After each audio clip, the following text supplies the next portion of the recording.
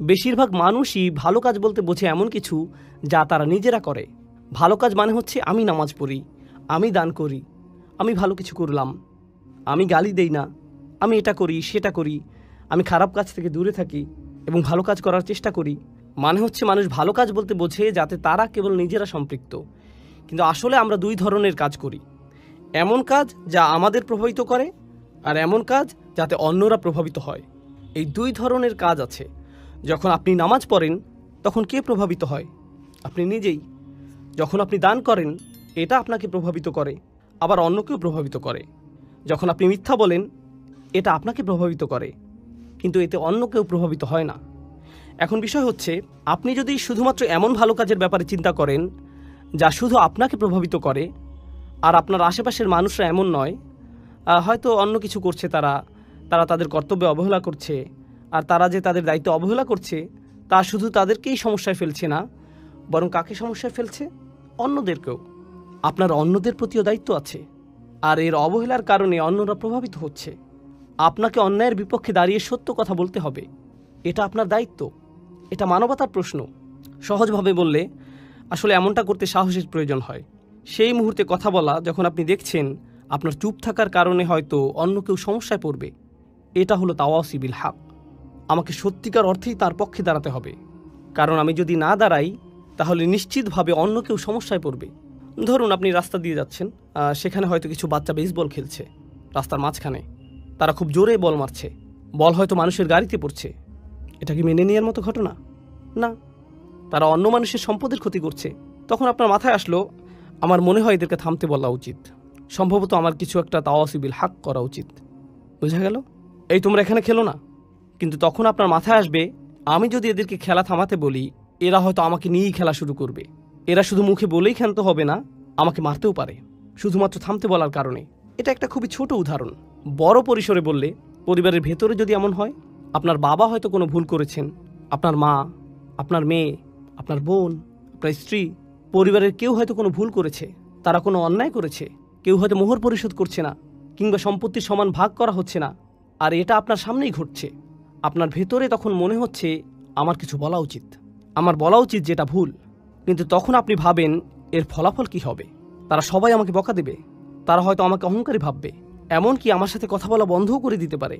এরকম আরও অনেক কিছু হতে পারে। তাহলে বুঝতে পারছেন, যখন আপনি সত্যি কথাটা বলতে চান তখন আপনার মাথায় কি কি আসে? এই সব ফলাফলগুলো। কিন্তু আল্লাহ আজ্জা ওয়া জাল্লা আমাদেরকে ছাড় দিয়েছেন, তিনি আমাদেরকে সব ভয় ভীতি থেকে মুক্তি দিয়েছেন। এই কারণে আমাদের সকল ভয় দুশ্চিন্তা চলে যায় যখন আল্লাহ বলেন ইল্লাল্লাযীনা আমানু। প্রথম অংশে যখন আপনার ঈমান থাকে তখন কি হয়? তখন আপনি কাকে ভয় পান? শুধুমাত্র আল্লাহ, কেবল আল্লাহ। যখন আপনি ভালো কাজ করেন তখন শুধু ঈমান বাড়তে থাকে, আর যখন ঈমান বাড়তে থাকে তখন আপনার পক্ষে তাওয়াসি বিল হক করাটা সহজ হয়ে যায়। আর যদি আপনি অনুভব করেন যে তাওয়াসি বিল হক করাটা আপনার পক্ষে বেশ কঠিন, বলুন তো এর মানে কি দাঁড়ায়? এর মানে দাঁড়ায় আপনার ঈমান ততটা শক্তিশালী নয়, আপনার ঈমান যথেষ্ট দৃঢ় নয়। এই দুটি বিষয় একটি অপরটির সাথে সম্পর্কযুক্ত। সত্যের পক্ষে দাঁড়ানো এবং কথা বলার সাহস থাকা সরাসরি ঈমানের সাথে সম্পর্কিত, একেবারে সরাসরিভাবে যুক্ত। শেষ অংশটা নিয়ে বলি। এই দুইটি বিষয় যেহেতু একটি অপরটির সাথে সম্পর্কিত, এখানে একটা হাদিস মনে পড়েছে। এটা আনাস রাদিয়াল্লাহু তাআলা আনহু কর্তৃক বর্ণিত সহিহ মুসলিমের হাদিস। আচ্ছা, আগে আমরা আবু সাঈদ আল খুদরির হাদিসটি দেখি। মান রাআ মিনকুম মুনকারান ফালিয়ুগাইয়িরু বিয়াদিহি ফাইন লাম তাস্তাতি ফাবিকলবিহি যালিকা আদআফু আল ঈমান। আদআফুল আমল নয়, আদআফুল ঈমান। তিনি বলেন, কেউ যদি কোনো খারাপ কাজ সংঘটিত হতে দেখে তার উচিত হাত দিয়ে তার প্রতিরোধ করা। এটাও কিন্তু তাওয়াসি বিল হক। তিনি যদি এটা না পারেন তাহলে কি দিয়ে প্রতিবাদ করা উচিত? তার মুখ দিয়ে প্রতিবাদ করা উচিত, তার এর বিরুদ্ধে বলা উচিত। সে যদি এটাও না পারে, অন্তত তার অন্তরে এ ব্যাপারে খারাপ ধারণা করা উচিত। আর এটাই হচ্ছে সবচেয়ে দুর্বল ঈমান, আর এটাই হচ্ছে সবচেয়ে দুর্বল ঈমানের পরিচয়। রাসূল সাল্লাল্লাহু আলাইহি ওয়াসাল্লাম বলেননি যে এটা হচ্ছে সবচেয়ে দুর্বল আমলের পরিচয়, এটা হচ্ছে সবচেয়ে দুর্বল ঈমান। তার মানে তিনি মানুষকে সত্যের প্রতি উৎসাহ দেয়া, সত্যের জন্য কিছু করাকে সরাসরি ঈমানের সাথে সংযুক্ত করেছেন। ঠিক যেভাবে সূরায় এসেছে, ইল্লাল্লাযীনা আমানু ওয়া আমিলুস সলিহাত ওয়া তাওয়াসাউ বিল হক। ইল্লাল্লাযীনা আমানু ওয়া আমিলুস সলিহাত, তারপর সাথে সাথে ওয়া তাওয়াসাউ বিল হক। এই তিনটিকে সম্পর্কযুক্ত করা হয়েছে। আর এই ব্যাপারে সবশেষে বলতে চাই, তাওয়াসি বিল হক হয়ে থাকে। এখানে তাওয়াসি শব্দটির মূল হচ্ছে তাফাউল, যার মানে হচ্ছে সহযোগিতা। তার মানে হচ্ছে এটা আপনার সমাজে হয়ে থাকে। এখানে বলা হচ্ছে যে এগুলো আপনার সমাজে সংঘটিত হবে, আপনার পরিবারে, আপনার মুসলিম বন্ধুদের মধ্যে, যারা নিজেদের মুসলিম দাবি করে, যারা ভালো কাজ করে। তাহলে তাওয়াসি বিল হক এখান থেকেই শুরু, তারপর এটা ছড়িয়ে পড়ে। সুতরাং যখন আমরা বলি অমুসলিমদের এই সত্যের ব্যাপারে জানানো দরকার, সর্বোপরি সমাজের প্রতি কর্তব্য, এই সব কিছু ঠিক আছে, কিন্তু এর শুরুটা কোথায় হবে? এর শুরু হবে আমাদের নিজেদের ঘরেই। যদিও শুরু করার জন্য এটাই সবচেয়ে কঠিন জায়গা, তবু এখান থেকেই আমাদের তাওয়াসি বিল হক এর সূচনা করতে হবে। আমাদেরকে সকল অন্যায় ও ভুল ভ্রান্তির দিকে নজর দিতে হবে, সেই সাথে ইমানের মৌলিক দিকগুলোর সাথে সাংঘর্ষিক বিষয়গুলোর প্রতি তাকাতে হবে, যা হয়তো আমাদের নিজেদের পরিবারেই ঘটছে, আর আমাদেরকে এর বিরুদ্ধে সোচ্চার হতে হবে।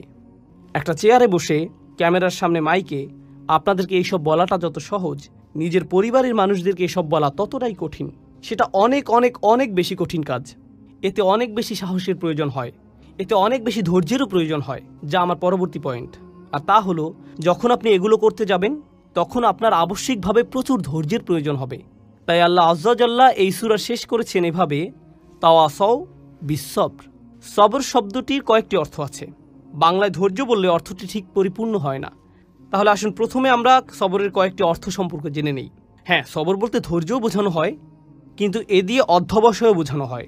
অধ্যবসায় মানে হচ্ছে যখন পরিস্থিতি কঠিন হয়ে যায় তখনও আপনি এর সাথে লেগে থাকেন, তখনও আপনি তা চালিয়ে যান, এটাই হলো অধ্যবসায়। এই শব্দটি দিয়ে প্রতিশ্রুতিও বোঝানো হয়, অর্থাৎ আপনি কখনো আলসেমি করেন না, আপনি ঢিলেমি করেন না, আপনি প্রতিশ্রুতিবদ্ধ। যেন আপনি কোনো চাকরি করছেন আর প্রতিদিন আপনি সময় মতো হাজির হবেন, কিংবা কোনো অ্যাসাইনমেন্টের কাজে আছেন যা সময়ের মধ্যেই জমা দিতে হবে, এটাই হচ্ছে প্রতিশ্রুতি।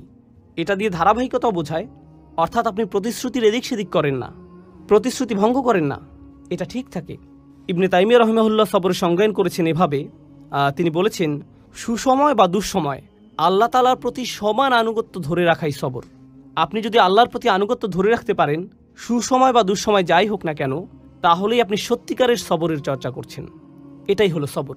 এরপর আমরা দেখতে পাই আল্লাহ এখানে বলেননি ওয়াতাওয়াসাউ বিল হক ওয়াস-সাবারু। এটা খুবই গুরুত্বপূর্ণ। তারা তাদের সামর্থ্যের সবটুকু দিয়ে আন্তরিকতা ও সততার সাথে একে অপরকে সত্যের প্রতি ও তাদের দায়িত্বের ব্যাপারে উৎসাহ প্রদান করে। আর আল্লাহ এখানে এইটুকু বলেননি যে তারা ধৈর্য ধরে কাজ করে, তিনি কেবল বলেননি যে তারা ধৈর্য ধরে, তিনি আরও আগ বাড়িয়ে বলেছেন ওয়াতাওয়াসাউ বিস-সবর, যার মাধ্যমে আরও বড় কিছু বোঝায়। তাহলে এখানে কেবল সবর করলেই হবে না, অর্থাৎ তারা কেবল ধৈর্য ধরে না, অধ্যবসায় করে না, ধারাবাহিকতা রাখে না, বরং তারা একে অপরকে ধৈর্যের ব্যাপারে বলে, অধ্যবসায়ে উৎসাহিত করে, ধারাবাহিকতা রাখতে বলে।